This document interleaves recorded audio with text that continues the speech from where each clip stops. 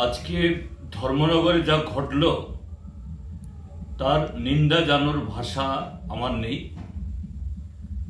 আমাদের রাজ্যের মাননীয় মুখ্যমন্ত্রী প্রতিদিন এ রাজ্যের সুশাসন নিয়ে বাগাড়ম্বর করেন, আর তার সমস্ত ক্ষেত্রে তার যে ব্যর্থতা, এটা তিনি বিরোধীদের উপরে, বিশেষ করে সিপিআইএমের উপরে চাপিয়ে দেওয়ার একটা নতুন প্রবণতা, নতুন লক্ষণ। এটা এক ধরনের অপরাধ আমরা সেটা দেখছি।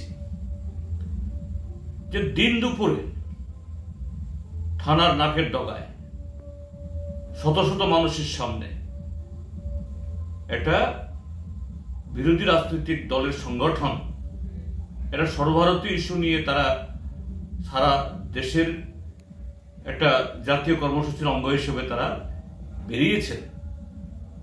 এখানে যেভাবে এই বিজেপি দলের গুন্ডারা দলীয় পতাকা নিয়ে সেখানে হিংস্র হায়েনার মতো এরা এদের উপরে আক্রমণ হানল, আর দেখা গেছে পুলিশ এদের হাতে একটা লাঠি অব্দি নেই। তো এটা একটা মানে আকস্মিক ঘটনা, হঠাৎ ঘটেছে, বিচ্ছিন্ন, এটা মনে করার কারণ নেই।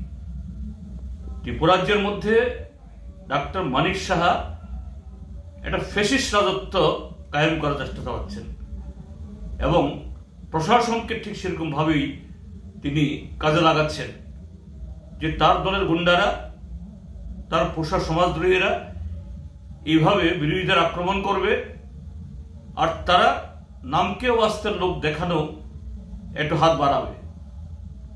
আমাদের একজন প্রাক্তন বিধায়ক, পার্টি রাজ্য সম্পাদক মন্ডলীর সদস্য কমরেড অমিতাভ দত্ত, আমাদের পার্টির ধর্মনগর মহকুমার সম্পাদক কমরেড রতন রায় সহ আরো 4 জন কমরেড গুরুতর আহত হয়েছেন।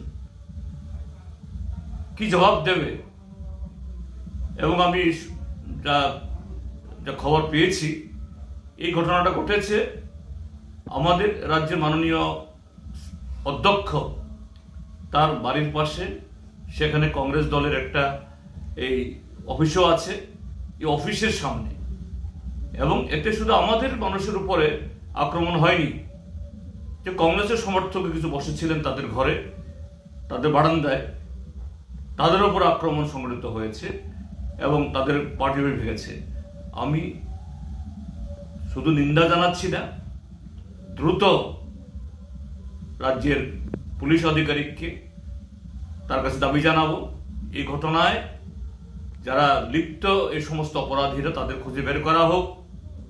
আর যে সমস্ত পুলিশ অফিসাররা এবার দাঁড়িয়ে দাঁড়িয়ে থেকে নিরীহ এই নাগরিকদের, গণতান্ত্রিক কর্মসূচিতে অংশগ্রহণকারী যারা আমাদের সমর্থক বা কংগ্রেস দলের সমর্থক, যাদের উপরে এই আক্রমণটা সংঘটিত হয়েছে, এই সমস্ত পুলিশ অফিসার যাদের দুর্বলতার কারণে এগুলি হলো, এদেরও শাস্তির ব্যবস্থা করা হোক।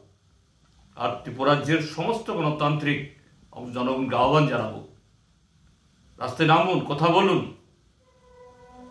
এই মানিক সাহার নেতৃত্বে আজকের এই সরকার, এর দ্বারা শুধু আইন শৃঙ্খলা না, ত্রিপুরাজ্যের সমস্ত কিছু আজকে ধ্বংসের পথে, একে বাঁচাতে হবে। নতুবা এ রাজ্যে কোনো সুস্থ মানুষ তার অধিকার নিয়ে বাঁচতে পারবে না। সবাই তাদের হাতেই, অর্থাৎ সমাজের হাতেই আমাদের প্রধানত হয়ে থাকতে হবে।